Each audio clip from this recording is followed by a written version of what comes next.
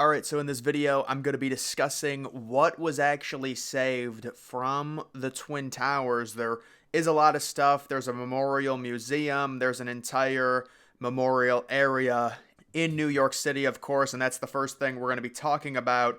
The National Memorial and Museum, which was originally thought of back in 2005. The construction began in 2006, March of 2006. So basically, about 4.5 years after the attacks. It opened in 2011 on the 10-year anniversary, so the construction definitely took a while, and you can see some early development photos of the construction and how they had to recreate both of kind of the Twin Tower bases for the waterfalls. And of course, there were many different proposals in 2005 and early 2006 that they had to choose between.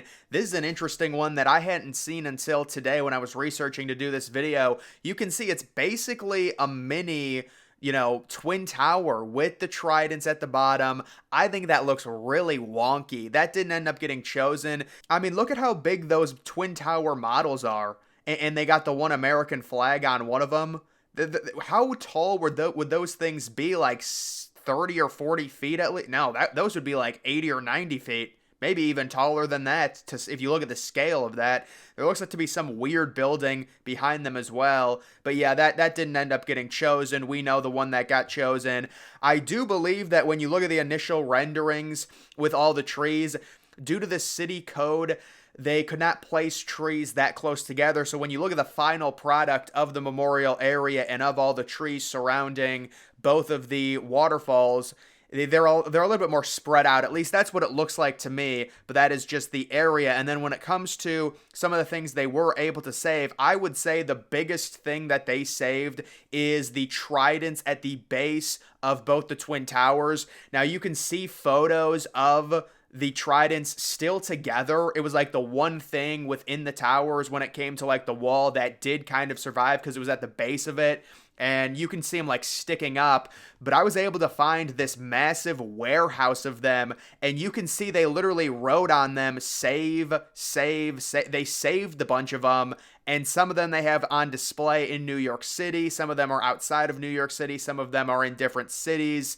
The other thing that's very interesting when it comes to what they were able to save, one piece of glass that's completely intact within the wall. If you remember the Twin Towers, they have those slit windows, and that's one of the slit window little glass pieces that somehow is completely together. In looking at it, it does look a little discolored for sure, probably from all of the smoke. The fact that that was the only one, is that really the only one? I mean, I don't know. There could have been other ones to where while they were doing the rescue effort that, people might have broken them, they might have been stepped on. Maybe this is the only one.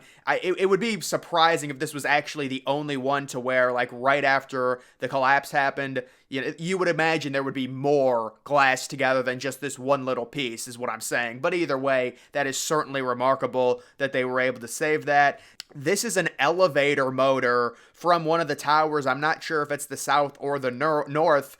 I don't think you could tell because they probably used the exact same motor, considering they were Twin Towers the same, and you can just see that completely ripped up.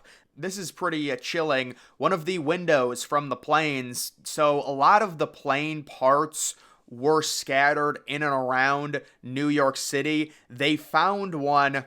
I don't remember the exact date on it, but I want to say it was like maybe it was 2011 or 2012. They found a massive plane part nudged in between two buildings, two kind of taller buildings in New York City. It's just crazy. And I'm surprised it took them that long to find it, but they looked into a corner and they're like, what is this? It's nudged, stuck in between two buildings that are right up against each other. And it just got kind of nudged in between. Also, you had a bunch of at least 2 or 3 plane tires that got ejected out of the buildings after the collision, and you can see them in the streets. I'm not exactly sure what happened to the plane tires.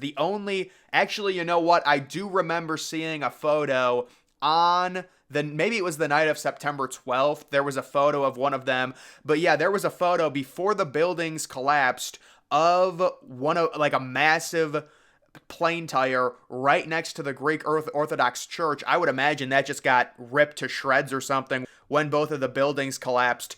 So these are floors that pancaked on top of each other. That's basically what you're looking at. I cannot even give an estimate to how many floors of rubble that is. I would say probably 5 or 6 floors. Maybe it's more, maybe it's less. I've never seen something like that, so I really can't give an exact estimation. But it looks like if you look at the layers, maybe 5 or 6 layers depending. Although who knows, maybe it's even more than that. And then this is the sphere. So they returned the sphere back out to the memorial. It is pretty crazy that the sphere survived. You can see it is damaged. The top of it sustained some damage. And I would say the reason it survived, probably just luck. Like if that thing would have gotten hit the wrong way, it would have been absolutely annihilated. There's no doubt about it. But that is a fire truck at the Memorial Museum in NYC, and that just gives you a good estimate. I mean, there's just so much rubble in relation to this event. It's just crazy. And then those are the waterfalls right there. The waterfalls lit up look very nice. They really do look nice. And yes, somebody actually fell down the middle of one of those waterfalls, but they survived. I believe they were intoxicated. It might have happened a few months ago. Maybe it was a year ago. I don't know. But it did happen. I remember seeing it. But yes, the waterfalls, when it comes to the memorial, they're the main thing because those are the building outlines. You know, the waterfalls. And also, apparently, it takes a lot in terms of maintaining them as well.